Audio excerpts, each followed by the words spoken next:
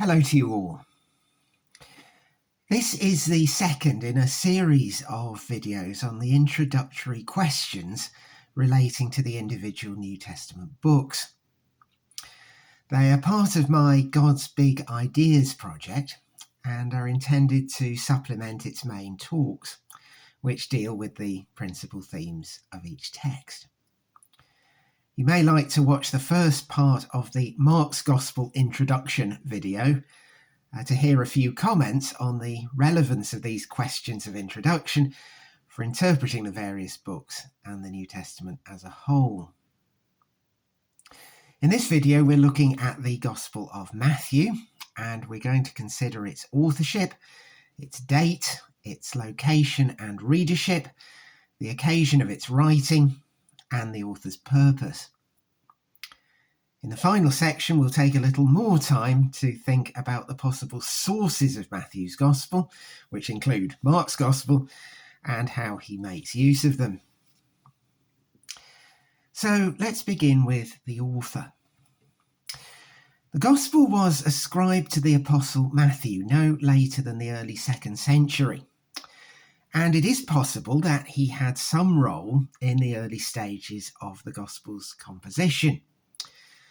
The first witness we have says that Matthew collected sayings of Jesus in Hebrew or Aramaic and arranged them in order.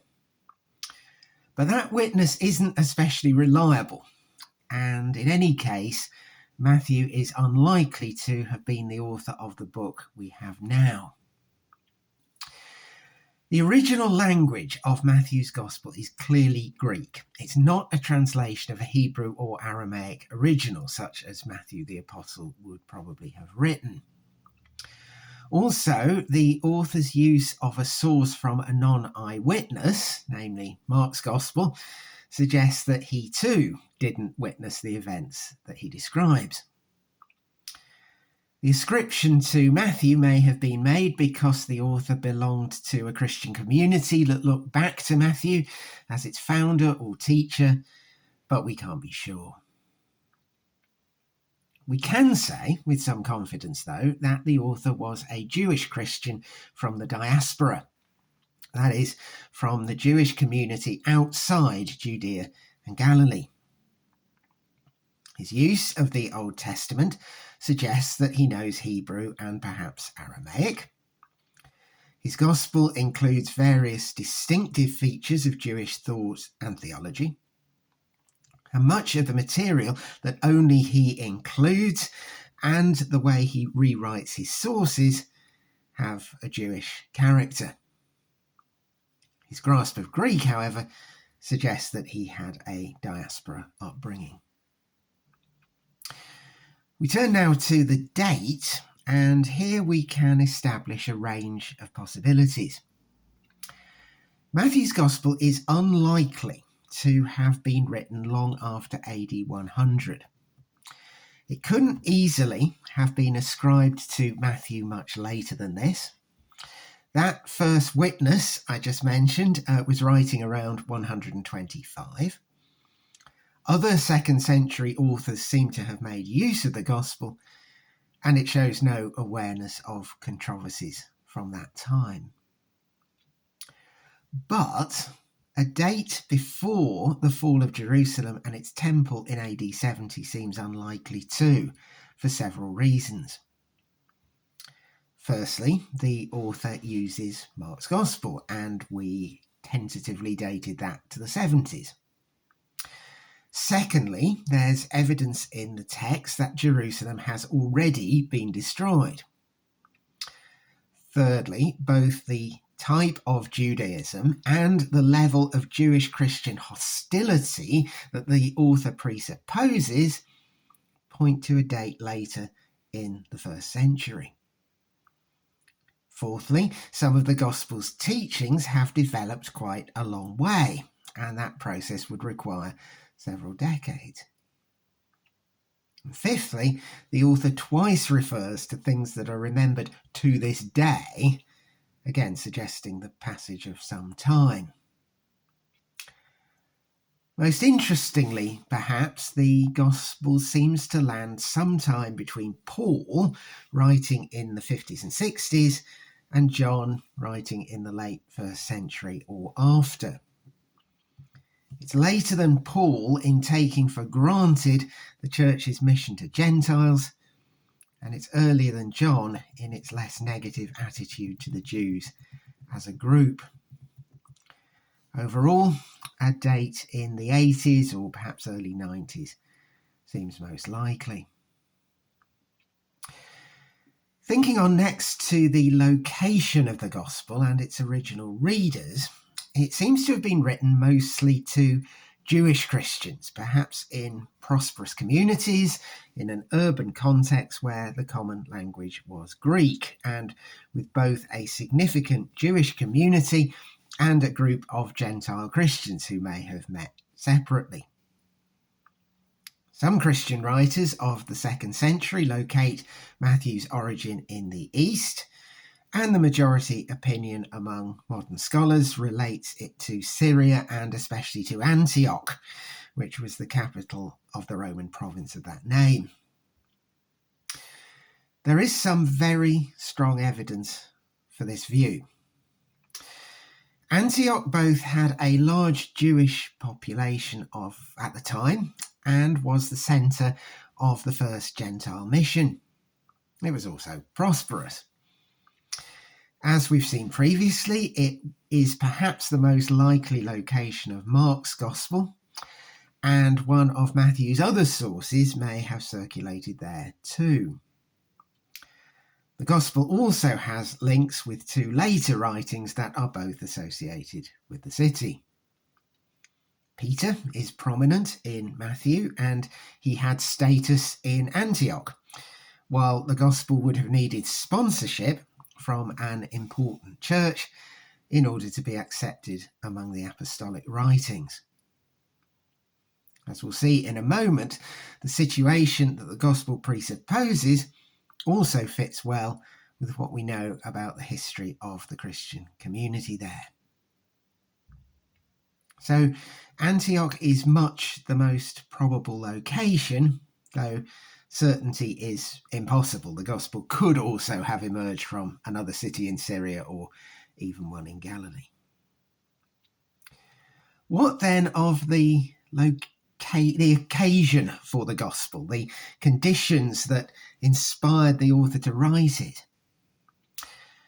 Other parts of the New Testament tell us that the church in Antioch began as a Jewish Christian movement that pioneered a mission among Gentiles. At first, Jewish and Gentile Christians met round the same table, but later the Jews detached themselves. From Matthew itself, we can deduce that the composition of the church had since become more Gentile, while Jewish Christians were experiencing greater hostility from non-Christian Jews and had now separated from the synagogue. Even if the Gospel is directed to another city, we can presume a fairly similar story. In these circumstances, the Jewish Christian readers needed to understand Christianity as the fulfillment of Judaism and their own Jewish identity, in the light of both their breach with the Jewish community and the existence of Gentile Christians.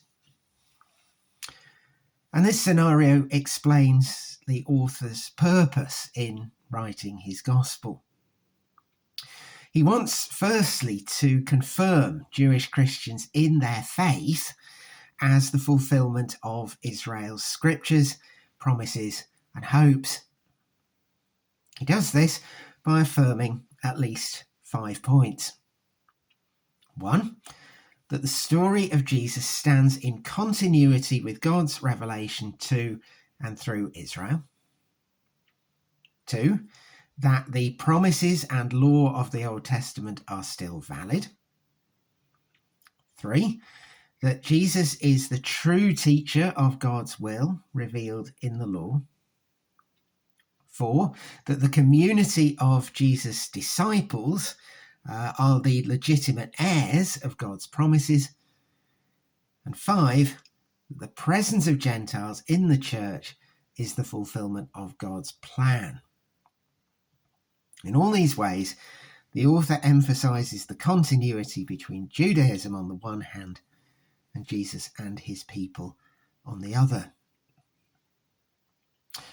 But secondly, Matthew's gospel is also intended to assert and define the newness of the Jesus movement over against the emerging rabbinic Judaism of the AD 80s and 90s. Jesus' various controversies with the scribes and Pharisees, and especially his extended and ferocious denunciations of them, exhibit the author's deep antipathy to the scribal Jewish establishment that has forced Jewish Christians out of the synagogue. While Jesus disputes with the authorities in the temple and his now fulfilled prophecies of its destruction are the author's testimony to its present irrelevance.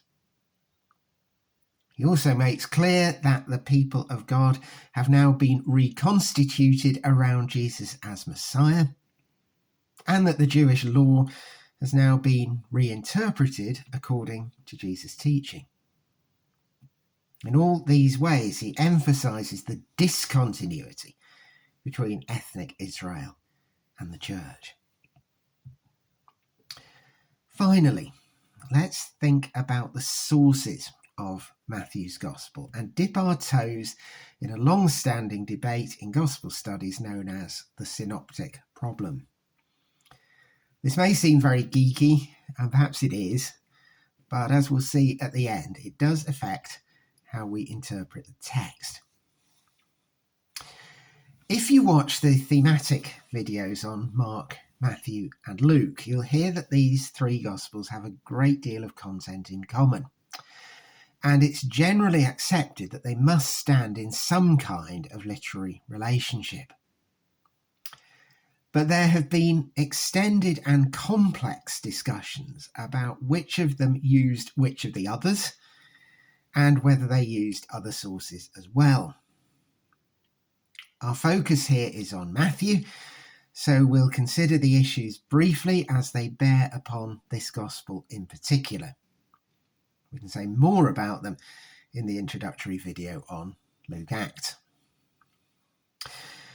Firstly, it is widely, though by no means universally, believed that the author of Matthew's Gospel, whom we will now call Matthew for convenience, uses Mark's Gospel as a source. Most of the differences between them are best explained in this way, rather than by Mark's using Matthew. Supposing that this is so, Matthew includes around 90% of Mark's verses, though he often abbreviates them. Secondly, and more controversially, it's often argued that Matthew and Luke both draw on another source known as Q.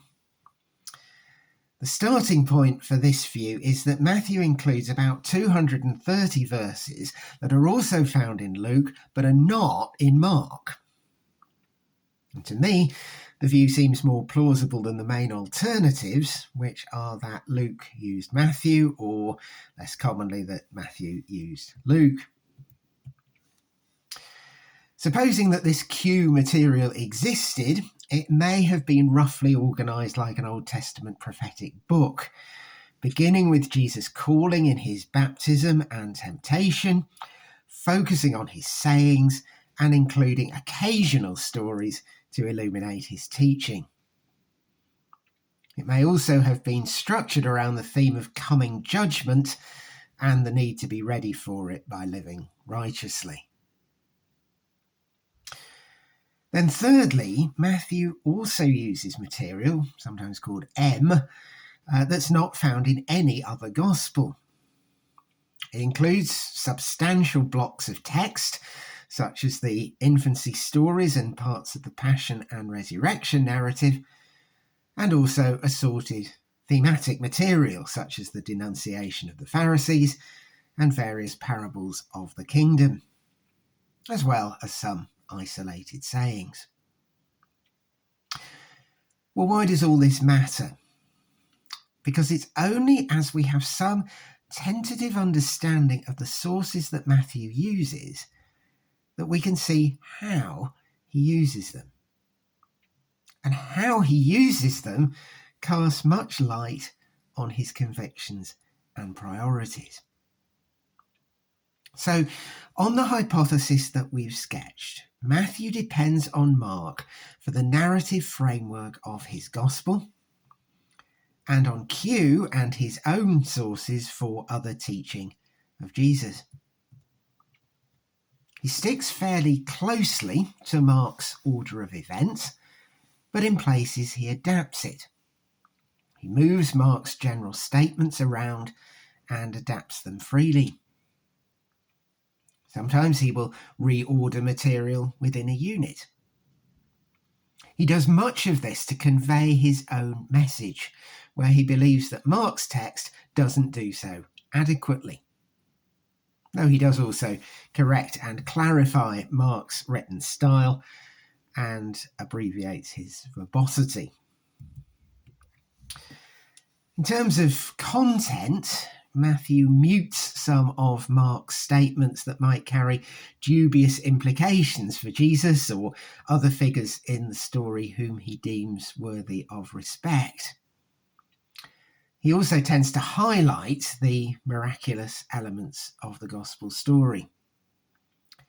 He strengthens some Markan themes, such as servant kingship and prophetic fulfillment, but he also amends or plays down some others, such as the messianic secret and the negative portrayal of the disciples. So far as we can tell, Matthew is also fairly faithful to the Q source, though his use of it seems to be inconsistent. He seems largely to preserve its order, but again he adapts it for his own purposes, mostly in constructing the 5 long discourses of Jesus and the collection of his miracles. In general, he seems to be more restrained in re-expressing the words of Jesus and more free in retelling the stories of Jesus. Finally, we should note that Matthew accompanies many of his Old Testament quotations with a semi-standard formula. This took place to fulfill what was spoken by ... Some of these citations may already have been circulating in the churches, but Matthew seems to have originated the use of many of them. And once again, he chooses and adapts the wording to fit his purposes. So, those are the main questions of introduction for Matthew's Gospel. The next video will be a joint introduction to the Gospel of Luke and the Acts of the Apostles. Every blessing to you.